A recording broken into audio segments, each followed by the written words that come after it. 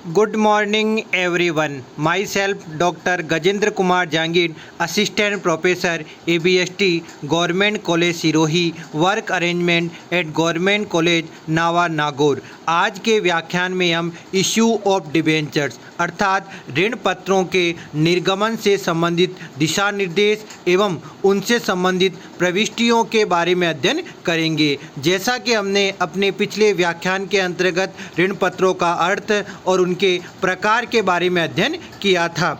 ऋण पत्रों के निर्गमन के संबंध में सेबी ने कुछ दिशा निर्देश दे रखे हैं जो इस प्रकार से। नंबर 1, ऋण पत्र जिनका 36 माह की अवधि के पश्चात परिवर्तन होना है उनके संबंध में कॉल ऑप्शन अथवा पट ऑप्शन में से कोई एक विकल्प होना चाहिए। नंबर 2, ऋण पत्र जो 18 माह की अवधि के पश्चात पूर्णतः परिवर्तनशील हैं उनका सेबी से स्वीकृति प्राप्त एजेंसी द्वारा क्रेडिट रेटिंग कराना आवश्यक होता है। नंबर 3, निर्गमन प्रविवरण में ऋण पत्रों पर देय ब्याज दर, शोधन अवधि, ऋण पत्रों पर देय प्रीमियम, किस्तों में शोधन की तिथियां इत्यादि का उल्लेख करना आवश्यक होता है। नंबर 4, ऐसे ऋण पत्र जिनका शोधन 18 माह अथवा कम अवधि में होना है वहाँ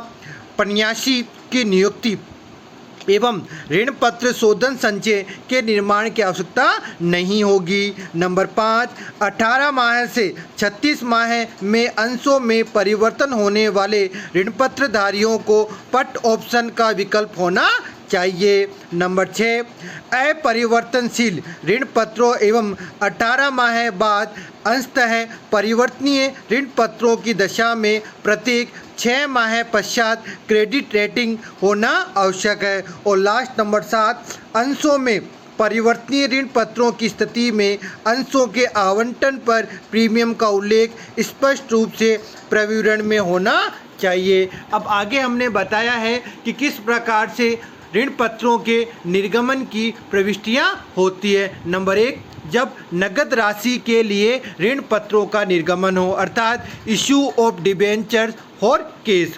नगद राशि प्राप्त करने हेतु एक कंपनी अपने ऋण पत्रों को सममूल्य पर, बट्टे पर अथवा प्रीमियम पर निर्गमित कर सकती है। अब सबसे पहले इसने बताया है कि संपूर्ण राशि आवेदन पर प्राप्त होने की दशा में किस प्रकार से प्रविष्टि होगी। तो आवेदन पर राशि प्राप्त होने पर प्रविष्टि होगी bank account debit to debenture application and allotment account. फिर आवंटन पर जो एंट्री होगी अर्थात अलॉटमेंट पर जो एंट्री होगी वो इस प्रकार से होगी, debentures application and allotment account debit to debenture account. अब अगर उसको किस्तों में जारी करते हैं तो इसकी प्रविष्टि इस प्रकार से होगी। नंबर 1, आवेदन पर राशि प्राप्त होने पर होगी bank account debit to debenture application and allotment account. और जब आवंटन होता है ऋण पत्रों का तो उसकी एंट्री होगी debenture application and allotment account debit to debenture account.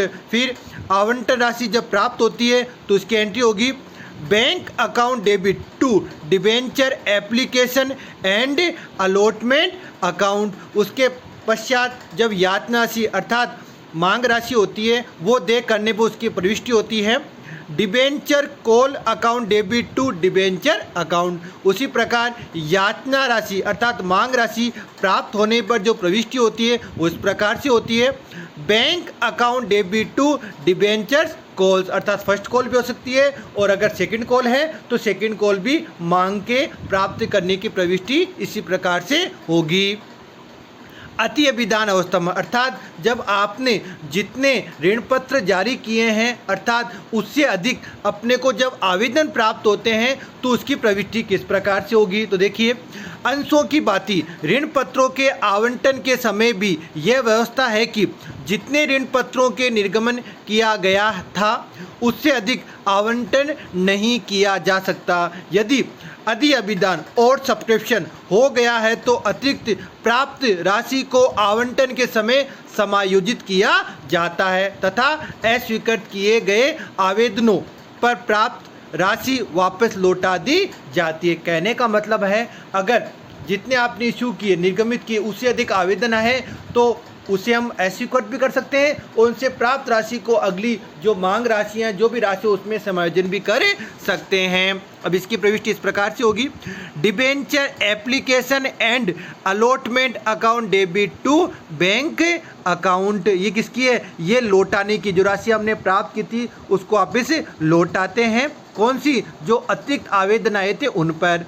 आगे देखिए, अब जब ऋण पत्रों का किस पर निर्गमन हो? प्रीमियम पर, अर्थात issue of debentures at premium. जब ऋण पत्रों को उनके अंकित मूल्य से अधिक मूल्य पर निर्गमित किया जाता है तो यह ऋण पत्रों का प्रीमियम पर निर्गमन कहलाता है। कहने का अर्थ है, अगर ऋण पत्र 100 रुपये का है और आपने अगर 110 में निर्गमित किया है तो वो प्रीमियम, अर्थात उसमें 10 रुपये प्रीमियम माना जाएगा। निर्गमन मूल्य का अंकित मूल्य से जो भी आधिक्य होता है वह प्रीमियम कहलाता है। कंपनी अधिनियम 2013 के अनुसार अब अंशों एवं ऋण पत्रों पर प्राप्त प्रीमियम की राशि में अंतर को समाप्त कर दिया गया है। अब दोनों पर प्राप्त प्रीमियम को प्रतिभूति प्रीमियम कहा जाता है। कहने का मतलब यह है, चाहे अंशों के इश्यू पर प्रीमियम हो चाहे ऋण पत्रों के इश्यू पर प्रीमियम, दोनों को एक ही माना गया है। कब से? कंपनी 2013 लागू होने से।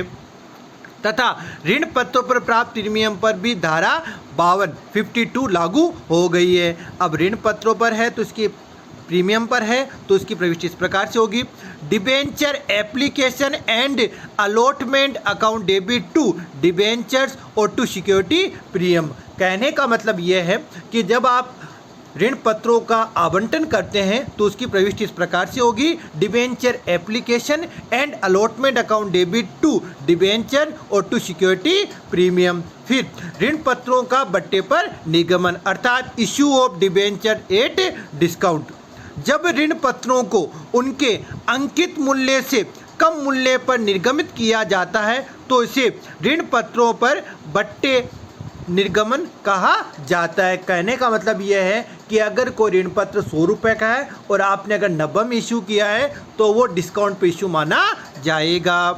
ऋण पत्रों के बट्टे पर निर्गमन पर कंपनी अधिनियम में किसी प्रकार का प्रतिबंध नहीं है, किंतु कंपनी अधिनियम में यह अपेक्षित है कि ऋण पत्रों के निर्गमन पर बट्टे पर होने वाली हानि को पूंजीगत हानि मानते हुए चिट्ठे के संपत्ति पक्ष में विविध व्ययों के शीर्षक में एक अमूर्त एवं मूल्यहीन संपत्ति के रूप में तब तक दिखाया जाएगा जब तक कि इसे पूर्णतः अपलिखित न कर लिया जाए।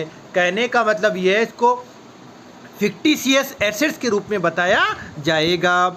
ऋण पत्रों को बट्टे पर निर्गमन की अवस्था में आवंटन के समय एंट्री इस प्रकार से होगी, debenture application and allotment account debit discount on issue of debenture account debit to debenture account. आगे हमने बताया है कि अगर नगद के अतिरिक्त ऋण पत्र इश्यू करते हैं तो उसकी प्रविष्टि किस प्रकार से होगी, यानी प्रतिपल के रूप में अगर इश्यू करते हैं तो किस प्रकार से प्रविष्टि होगी, अर्थात issue of debentures for consideration other than case.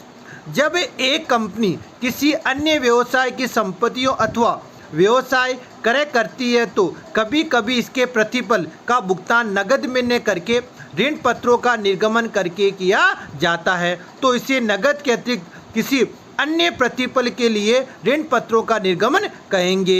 ऐसी अवस्था में प्रविष्टि इस प्रकार से होगी, व्यवसाय क्रय करते समय जो प्रविष्टि वो इस प्रकार से होती है, sundry assets account debit, goodwill account debit, ये आएगी बैलेंस फिगर से अगर अंतर होता है तो, to sundry liabilities, to vendors और टू कैपिटल रिजर्व। यहाँ एक बात जो हमने बताया इस प्रकार से है कि यदि जमा पक्ष अधिक हो और नाम पक्ष कम हो तो अंतर्गति क्या होगी, ख्याति, अर्थात गुडविल डेबिट किया जाएगा।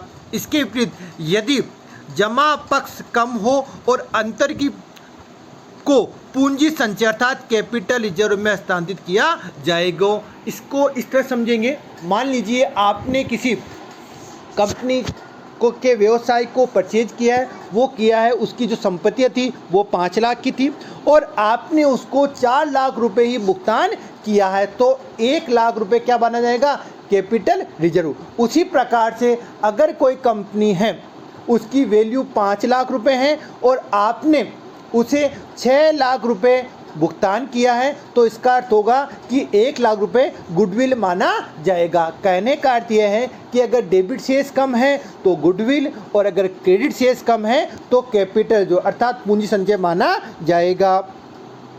भुगतान स्वरूप ऋण पत्रों का आवंटन करने पर इसकी प्रविष्टि इस प्रकार से होगी, vendors account debit to debentures. ठीक है, आगे इसमें बताया गया है कि ऋण पत्रों का आवंटन जो है सममूल्य पर हो सकता है, बट्टे पर भी हो सकता है और प्रीमियम पर भी किया जा सकता है। आगे हमने बताया इसमें कि समवर्ती प्रतिभूति के रूप में अगर इन पत्रों का निर्गमन होता है तो उसकी प्रविष्टि किस प्रकार से करते हैं, उसमें क्या लेखा करते हैं, उस प्रकार से हैं। कुछ अवस्थाओं में कंपनी समवर्ती प्रतिभूति के रूप में भी ऋण पत्रों का निर्गमन करती है।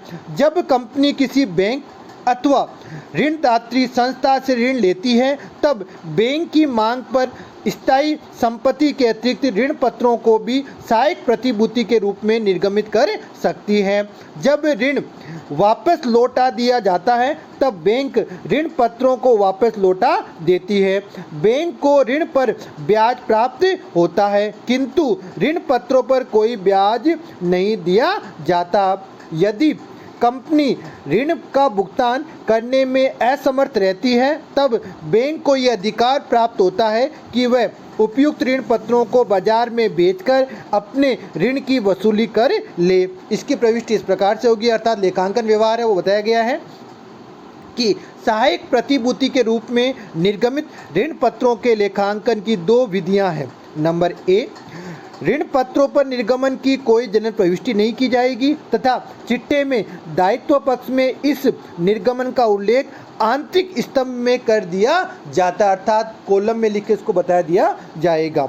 नंबर बी, वैकल्पिक रूप से ऋण पत्रों के निर्गमन पर निम्नलिखित प्रविष्टि पास की जा सकती है, debentures account debit to debenture suspense. इस प्रकार आज के व्याख्यान के द्वारा हमने सेबी के द्वारा ऋण पत्रों के निर्गमन में जो दिशा निर्देश है उसके बारे में बताया। इसके अतिरिक्त हमने ऋण पत्रों के निर्गमन से संबंधित विभिन्न प्रकार की लेखा प्रविष्टियों के बारे में भी बताया। धन्यवाद।